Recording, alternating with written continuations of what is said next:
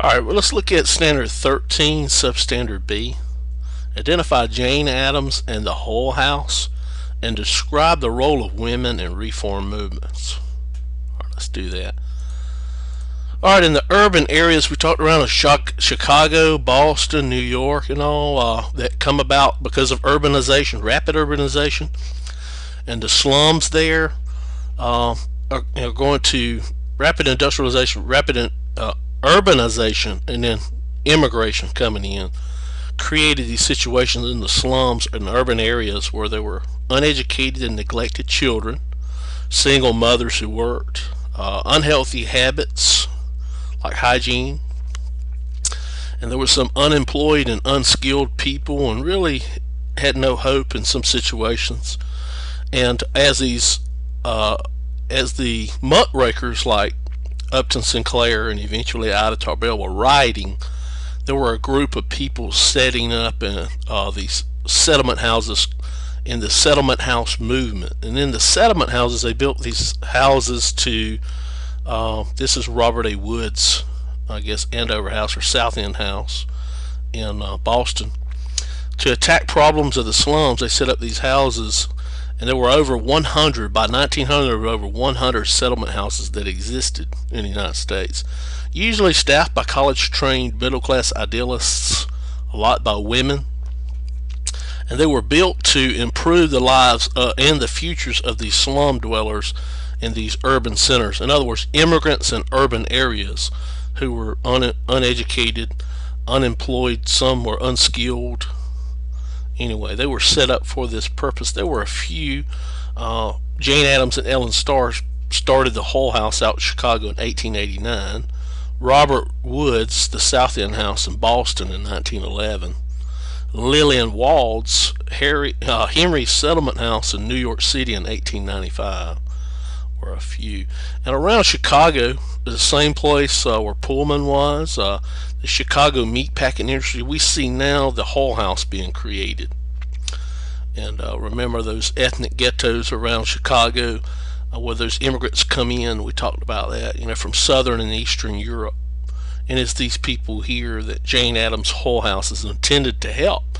So her whole purpose in creating the Whole House was to help the inner city urban poor that were in poverty. That was the #1 concern.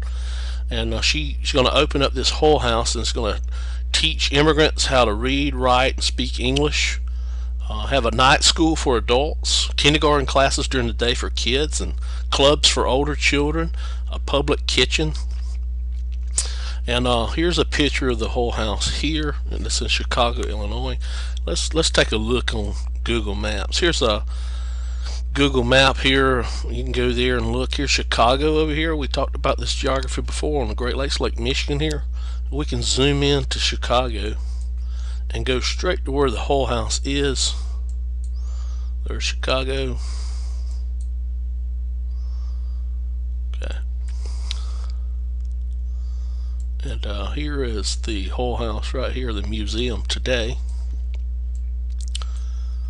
And look at this.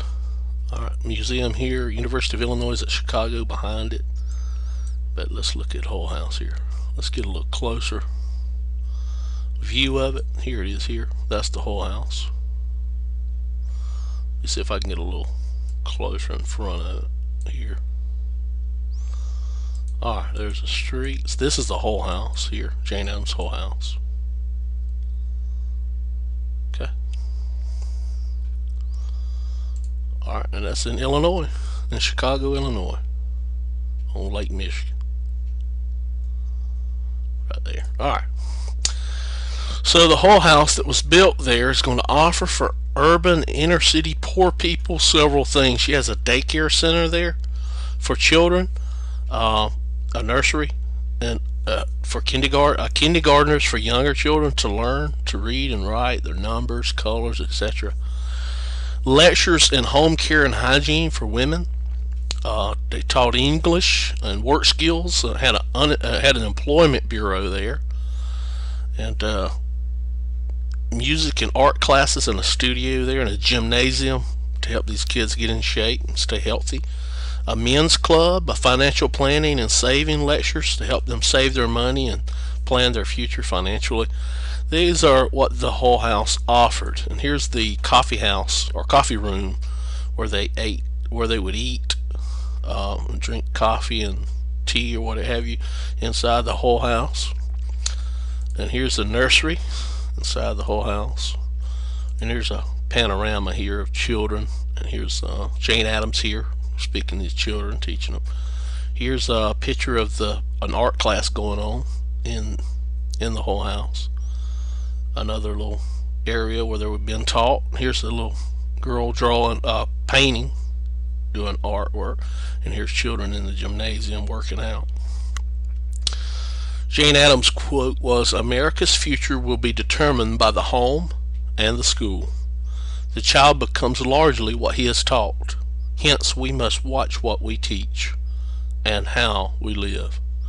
Another quote was, "The good we secure for ourselves is precarious and uncertain until it is secured for all of us and incorporated into our common life." And through the efforts of Jane Addams, we see that the government will become more active. Jane Addams and other settlement house people pushed for housing laws, public playgrounds, juvenile courts, mothers' pensions, compensation laws, workers' compensation, and child labor laws. Those are some of the things they asked government to change its role to become more active in. And we're eventually going to lead to those things being passed and incorporated into government action. Okay. Let's see. The Children's Bureau in 1912, we spoke of Lillian Wald down here. She pushes for the creation of the Children's Bureau as a government bureau that was created, and it says here, to investigate and report to the Department of Commerce and Labor upon all matters pertaining to the welfare of children and child life among all classes of our people, and shall especially investigate the questions of infant mortality, the death rate of children, the birth rate, orphanage, juvenile courts, desertion, child abandonment, dangerous occupations, accidents and diseases of children, and employment, legislation affected children in several states and territories. Eventually it's going to lead into things like the Department of Family and Children's Services DFACS, fair standard laws where children can't work. We're going to see that. Okay. Now, if you recall, in our standard it says identify Jane Addams and Hull House, which we have, and it says and describe the role of women in reform movements. So women have been very instrumental throughout history in reform movements.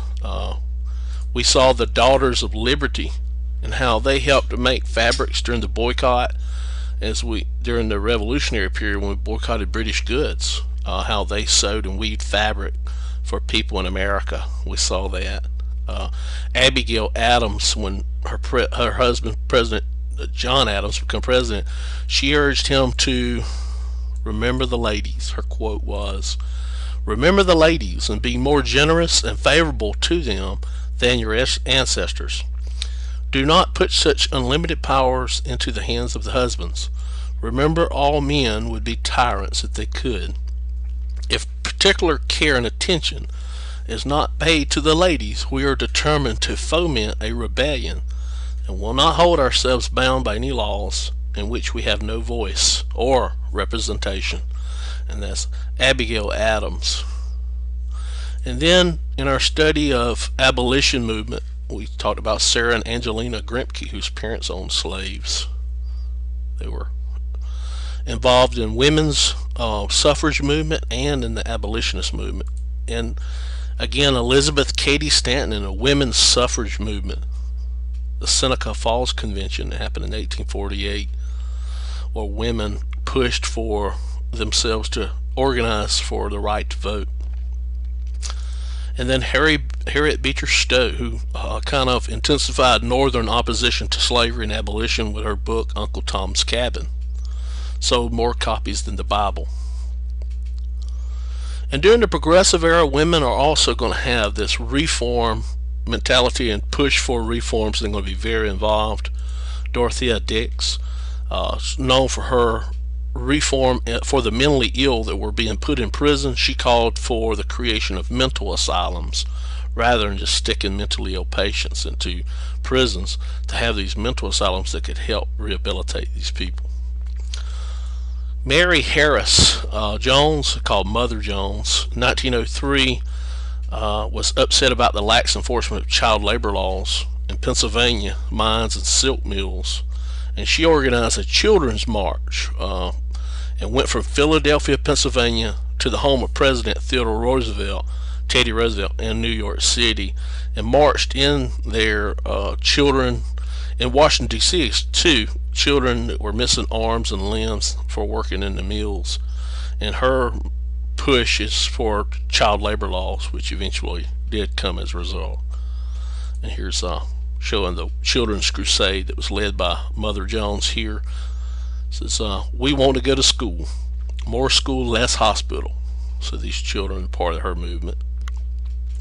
And then an African-American civil rights advocate, female by the name of Ida B. Wells, and later on she married Ida B. Wells-Barnett, was an early women's rights advocate, and she wrote a book called A Red Record, in which she gave statistical data of the lynchings of African Americans in the United States. That's the hangings, the beatings, flogging of African Americans. And she opposed lynching and called for legislation to end lynching of African Americans.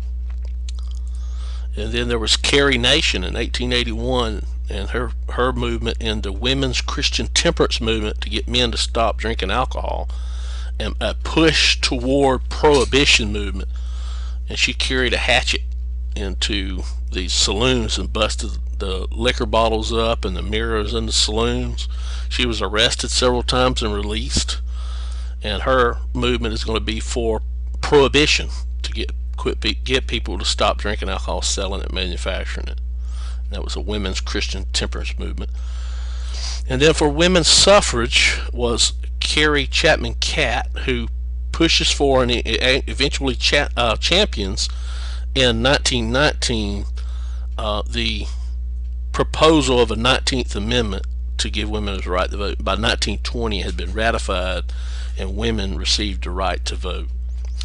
And Alice Paul helped Carrie Chapman Catt, but she also in 1923, after the 19th Amendment was passed, pushed for another amendment called the Equal Rights Amendment, giving women equal rights in the United States.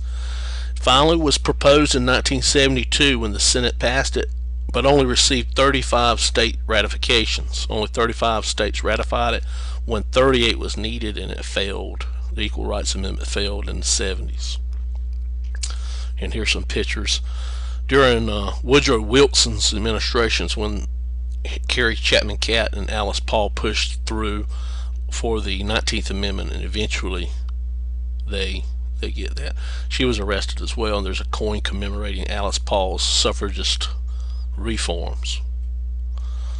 Okay, I think we have met this standard. Identify Jane Addams and the Hull House and describe the role of women in reform movements. Ask questions in class. Watch this video again. Pause it if you have to.